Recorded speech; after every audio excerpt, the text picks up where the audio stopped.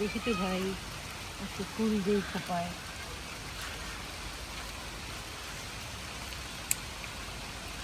একটা দেবো, আছে একটাই।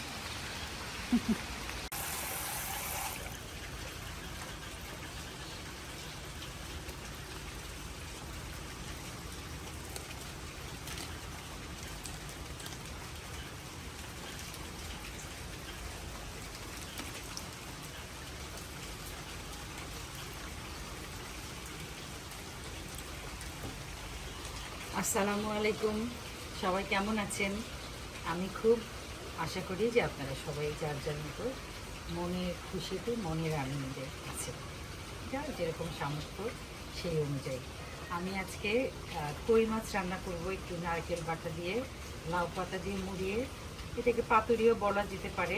আমি আমার মতো করে, আমার একটা আলাদা সিস্টেম আছে, সেভাবে রান্না করব। কিন্তু আমি এই ধরনের লাউ পাতা আমি জীবনেও দেখিনি। এটা কিন্তু লাউ পাতা, এটার স্মেল স্মেল লাউ পাতার। এবং অবশ্যই লাউ গাছ ভেঙেছে খালি খাই। এটা দিয়ে আমি মোড়ানোর চেষ্টা করব, যদিও কতটুকু মোড়ানো যাবে। মোড়ানোটা আসলে সাবজেক্ট না, যদি ঝোল সাইড দিয়ে ঝোল বেরিয়ে যায় বা মশলা বেরিয়ে যায় তাতেও কোনো আপত্তি নাই, কারণ সাথে কলা পাতা থাকবে। আমি কলা পাতায় মুড়িয়ে বসাবো আর এইটা দিয়ে মাছটা কাছে। যেহেতু লাউ পাতাগুলো কেমন জানি, মানে গঠনটা কেমন, এটা বেন্ড হয় কি না, এমনি তো অবশ্যই কচি, মাত্র গাছ থেকে তোলা হয়েছে। তো আমি জাস্ট একটু পানিটা সামান্য একটুখানি গরম করে ভাপিয়ে নিলাম। একটুখানি নুন দিয়েছি, এটা ভাপ দিয়ে এখানে রেখে দেবো, তারপরে আমি অন্য কাজে যাচ্ছি। আমি একটু নারকেলটার জন্য মশলা কষিয়ে নিচ্ছি। নারকেলটা কাঁচা দেয় অনেকে, আমার কাছে মনে হয় যে আর একটু কুক হওয়া দরকার। এটা সামান্য একটু মশলা দিয়ে নারকেলটাকে কষিয়ে নেব।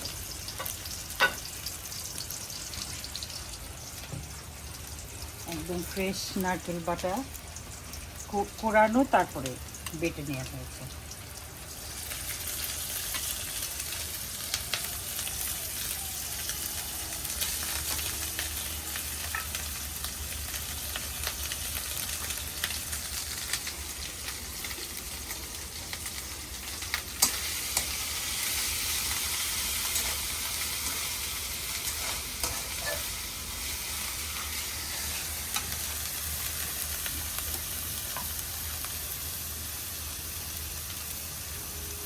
নুন দিচ্ছি পরিমাণ মতো।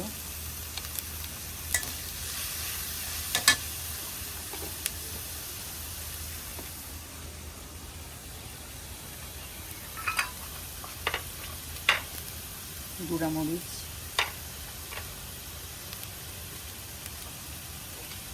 গুঁড়া হলুদ,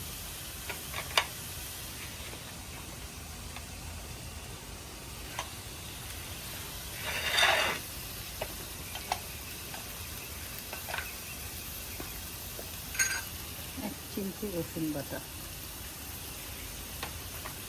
এখানে আদা বাটা দিব না।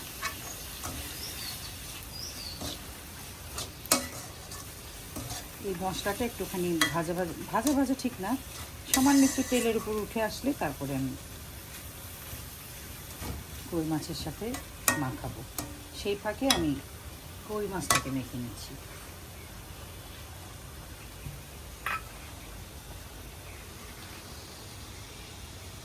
এই যে আমার কই মাছ ঘুমটা থেকে উন্মোচন হলো।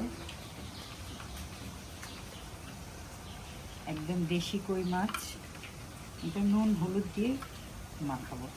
কেউ কেউ ভেজে খায়, আমাদের তো একদম খুব ফ্রেশ মাছ, এটা গর্ব করেই বলতে পারি, যার জন্য আমি মাছ একদম ভাজি না।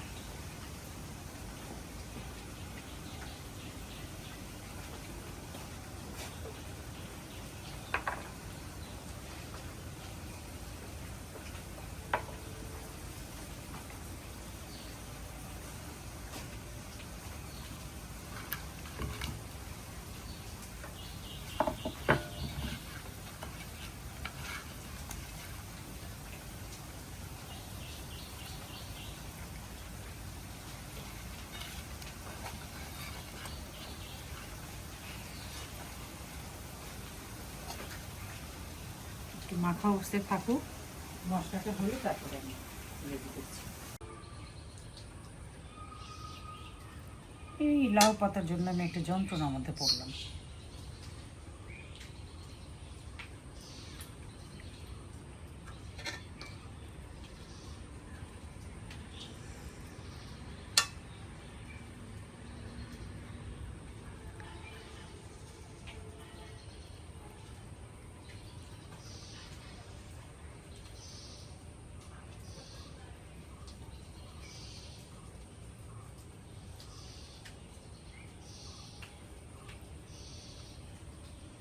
এটা পরে আমি টুথপিক দিব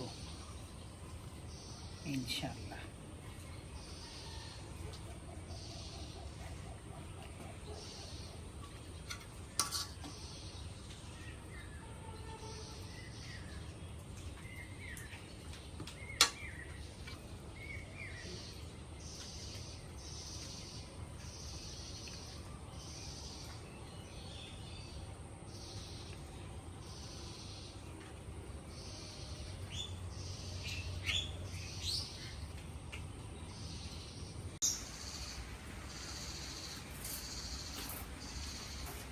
এই পৃথিবীতে আমি যেরকম ফুল দেখে মুগ্ধ, ঠিক ঠিক তেমন অথবা মোটামুটি একদম সমান্তরালভাবে আমি পাতার প্রেমে পড়ি রোজ দিন। এই যে একটা কলা পাতা, কি সুন্দর তার ধরন! নিশ্চয়ই এটার কোনো মানে একটা হলো যে আমরা যেরকম ছাতার মতো ব্যবহার করি সেইগুলো তো খেলা, কিন্তু মানে গাছের জন্য বা ফলের জন্য এর প্রয়োজনীয়তা অপরিসীম। যাই হোক, আমার এরকম একটা কলাপাতা ঢাকা শহরে মেহমান আসলে নাস্তার জন্য একটা কলাপাতা কল্পনা করা খুবই কঠিন ছিল। এখন আমি সেটা খুবই ইজিলি করতে পারছি, ইচ্ছা হলেই একটা।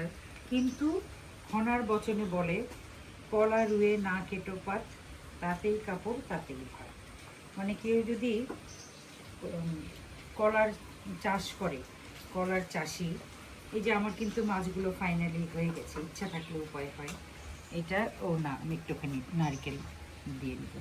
এটা নারকেলটা এখানে দেওয়ার অর্থ হলো একটা ফাঁকিবাজি টাইপের, যে মাছ থেকে যদি ইয়েটা নারকেলটা বের হয়ে যায় তখন আর বোঝা যাবে না আলাদা করে, যে আলাদা করে বোঝা যাবে না যে পাতুরি থেকে ভেতরের মশলা, পেটের মশলা বের হয়ে গেছে। আমি অনেক সময় এখানে একটু এই নারকেলটার মধ্যে একটু দুধ দেই, কিন্তু আজকে ঘরের নাই গুঁড়া দুধ, নাই গরুর দুধ, কোনোটাই নেই, কোনো অসুবিধা নেই। আমি এরকম একটা রাঁধুনি যে কোনো কিছু না হলেও চলে। আমার হাজবেন্ড আমাকে বলবে, না না ওইটা ছাড়াই তো ওইটা বেশি মজা লাগলো আজকে। মানে এটাকে মানে উনি অনেক সময় হয় যে ভালো জিনিসটা যদি না হয় উনি বাজার কিছুতেই করবেন না। তো তখন সেই রান্নাটা উনি আমাকে এইভাবে উৎসাহ দেন, অথবা নিজে যে বাজার থেকে আনতে পারেন নাই সেটা থেকে বাঁচার জন্য উনি এভাবে বলবেন যে না না না, কি বলো, এই আজকের ইয়েতে বেশি মজা হয়েছে, তুমি যে ওইটা দেও নাই, ওই যে অমুক বাটারটা দেও নাই, এটাতেই বেশি মজা হয়েছে। তো এটা তো মানে খুব আরামের কথা যে জ্বালাতন করে না। এটা আমার এত কিছু বাধার কোনো কিছু নাই। এটা আমি এই যে মরিচ খোলা যেরকম রান্না করেছিলাম ওরকম করে বাঁধবো না, একটু জাস্ট একটা টুথপিক দিয়ে, টুথপিকের এটা করে দেবো। আচ্ছা, টুথপিক দিচ্ছি, আমি বসিয়ে দিই।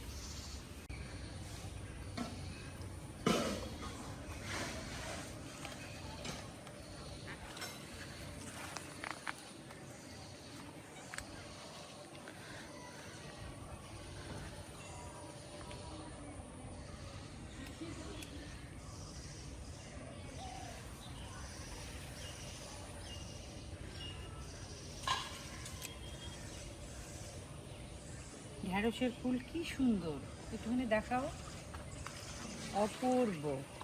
মানে মানুষ যে ফুল বাগানে ফুল লাগানোর জন্য যে ফুল লাগায় তার চেয়ে অনেক বেশি সুন্দর ঢ্যাঁড়সের ফুল। আর ঢ্যাঁড়সের একটা মজার ব্যাপার যে যদি এরকম অনেকগুলো গাছ থাকে, সকালে তুললে বিকালে পরদিন না তুললে ঢেঁড়স গুঁড়া হয়ে যায়। আমি একটু চটচড়িতে এই কটে দিই, আর তুলবো না।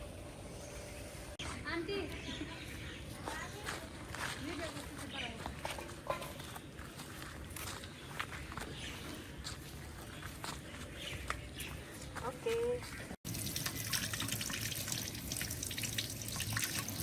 কই মাছের পাতুরিটা কদ্দুর হলো একটু বেশি।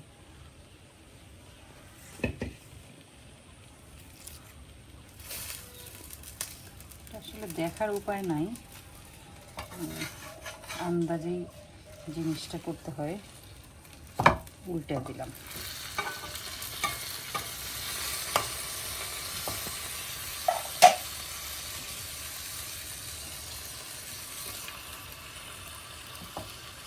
হতে থাক, ধীর জালে হতে থাক।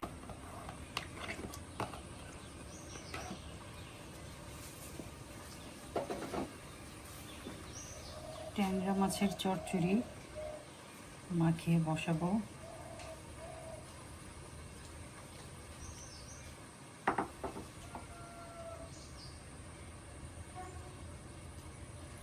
একটুখানি সর্ষের তেল নিয়েছিলাম বাটিতে কাঁঠাল কাটার জন্য, সেটা শেষই হয় না, এত বরকত তার,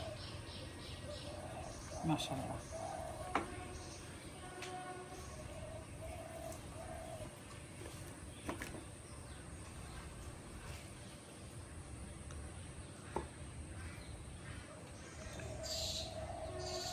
মরিচ, হলুদ, রসুন বাটা,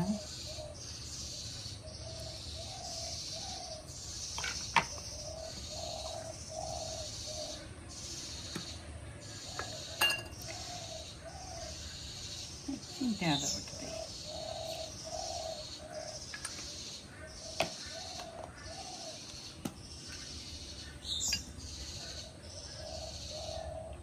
জিরা আর রাঁধুনি একসাথে করে গুঁড়া করা। এখন এটা একটু মাখাবো, মাখাই মাখাই মাখাই না, আমার নাতি নাতনিদের সাথে যে খেলি, যে বিলি মালি ম্যাও ম্যাও, এই বিড়াল আসতেছে আর কি, গল্প যে দুধ ভাতের হাতের তালু এরকম করে নিয়ে এখানে ওর মধ্যে হাত এরকম করে, তখনই ওদের কুচকুতি লাগে, তখন এটা খেলার মানে ইয়েটা চলে আসে, মুডটা চলে আসে। মাখাই মাখাই মাখাই দুধ ভাত মাখাই, তারপরে বিড়াল আসলো, বিড়াল বললো বিলি মালি মেও মেও, ইঁদুর বলে ছালা কাটি, বলতে বলতে কুচকুতে কুচু। তো বাচ্চারা এরকম চালাক যে মাখাই মাখাই মাখাই বলার সাথে সাথে তারা শুরু করে, ওই কুতু কুতু পর্যন্ত যাওয়ার কোনো উপায় থাকে না। তো বারবার মনে হয় মেয়েটা দূরে চলে গেছে। আলহামদুলিল্লাহ অনেক ঘন ঘনই তারা আসে, তারপরেও মায়ের যে শূন্যতা, এই শূন্যতা আসলে শেষ হওয়ার না। আর একটা কথা হলো যে মানুষ নিজেকে দিয়ে আসলে অনেক কিছু বোঝে। আমার মেয়ে দূরে চলে যাওয়ার পরে আমি অনেক বেশি অনুভব করেছি যে আমার ছেলের বউ, তার বাবা মা চিটাউন থাকেন। তো তখন মনে হয়েছে যে, তখন আমি মারিনাকে বললাম, মারিনা তোমারও তো মানে মানে তুমিও তো তোমার বাবা মা ছেড়ে এত দূরে থাকো, মানে তুমি যাইও, যখন তোমার মন চায় তখনই তুমি বাবা মার কাছে যাও, মানে বাংলাদেশে থেকেই এত কষ্ট করার কোনো দরকার নাই। কিন্তু আসলে ওদের স্কুল শুরু হয়ে গেছে, তো স্কুলের যন্ত্রণায় আর বাবা মার বাড়ি যাওয়া হয় না। মেয়েদের জীবনটাই তো এরকম। আমি মাছটা কোথায় রাখলাম?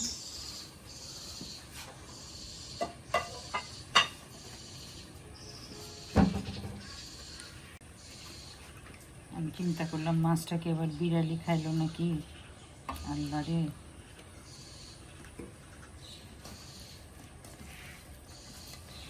আমি একটু কাঁচামরিচ, এখানে কাটা হয় নাই, কাঁচামরিচ আমি চুলায় চড়াই দিয়ে দেবো পরে, অসুবিধা নেই। আর একটুখানি ঝাল দিই, ছোট মাছ তো বাচ্চারা খাবে না, বাচ্চা নাইও কাছে নাই।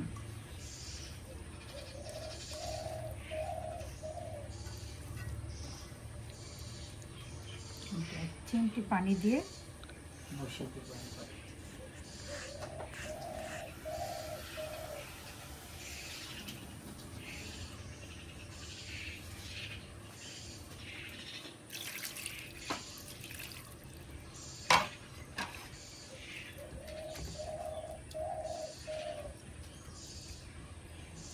আমি এই ঢ্যাঁড়সটা যখন এটা আধা সিদ্ধ হবে, আধাটা সালুন হয়ে যাবে, তখন আমি ঢ্যাঁড়সটা দিব। আর দিব হলো এই আমার গাছের করম চা। এই করম চাটা আমি আস্তই দিব, এটা খুলে দিব না, কারণ খুলে দিলে টক ছড়িয়ে যাবে, সেটা হয়তো কেউ কেউ পছন্দ করবে না।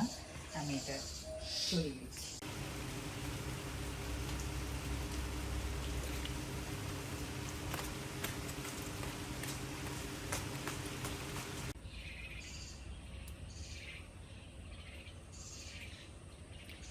এই যে অর্ধেক ভাঙা, এটা হলো পাখির কাজ। আমি যে বলি না যে ওরা খায়, খাবে, এই কথাটা মনে তারা বোঝে। এটা হলো উইশফুল থিঙ্কিং, যে পাখি আমার কথা বোঝে। আমি ইয়েতে আমার চচ্চড়িতে দিব। এইবার বৌমা বলছে কিছু মরিচ নিয়ে এসো তো মা। আচ্ছা, আনবো ইনশাল্লাহ। এগুলো যে একদম অ্যাটম বোমের মতো ঝাল তা না, মোটামুটি ঝাল, কিন্তু একটা সুগন্ধ আছে।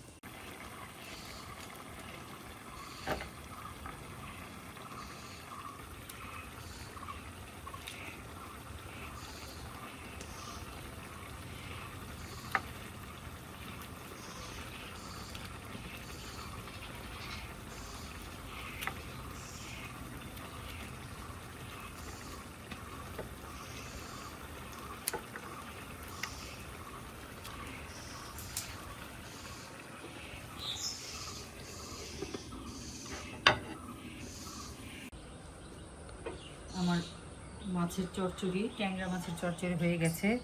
ওই যে সাইড দিয়ে ইয়ে দিয়েছিলাম, কি বলে, করম চা দিয়েছিলাম। আর এখন আমি মাছের পাতুরিটা খুলছি।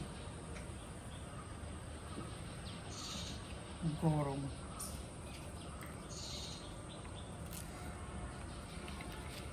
সত্যি সত্যি অনেক সুগন্ধ বের হয়েছে। মাছটা খুব স্বাদ। এখান থেকে 2টা মাছ আগেই রান্না করেছিলাম আমার সাহেবের জন্য। উনি বলছিলেন যে এত তেল, বর্ষাকাল তো, বর্ষাকালের কই মাছ আর স্বাদই আলাদা।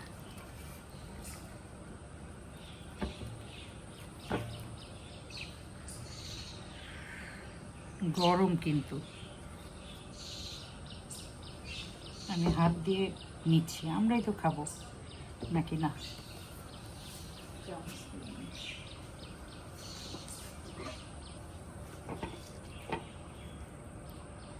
ওই যে একটা চালাকি করেছিলাম যে যাতে না ইয়েটা নারিকেলটা বের হয়ে গেলে টেন না পাওয়া যায়, সেটাই আর কি। নারিকেলটা কিন্তু আমি যেটা ভিতরে দিয়েছিলাম সেটা অমনি আছে, সেটা বের হয়নি। এটা যেটা নিচে দিয়েছিলাম সেটা। তেলওয়ালা মাছ হলে না এটা সিদ্ধ হতে একদমই সময় নেয় না।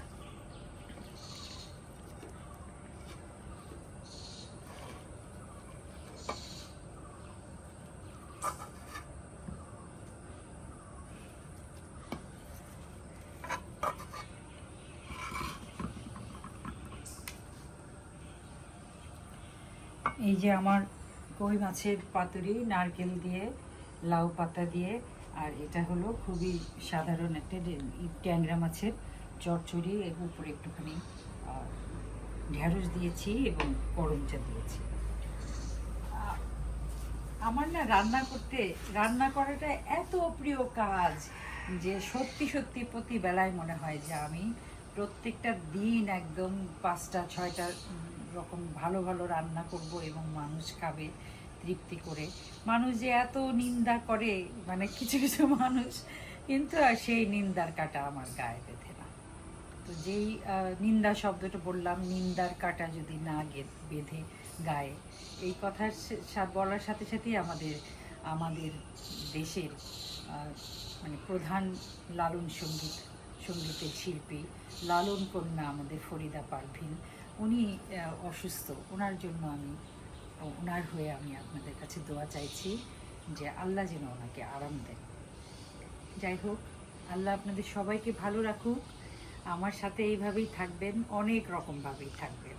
আমার জন্য দোয়া করবেন এবং আমার আমার এই ইউটিউব চ্যানেলের সাথে সাথে আপনারা তো আছেনই, সেটা আমি কখনোই বলি না। আপনারা থাকলে আমি মনে মনে যে কতটা খুশি হই সেটা আমি বলার অপেক্ষায় রাখে না। তো আল্লাহ আপনাদের সবাইকে অনেক ভালো রাখুক। আমার জন্য দোয়া করবেন, আমার পরিবারের জন্য দোয়া করবেন। আজকের মতো এখানেই বিদায়। আসসালামু আলাইকুম।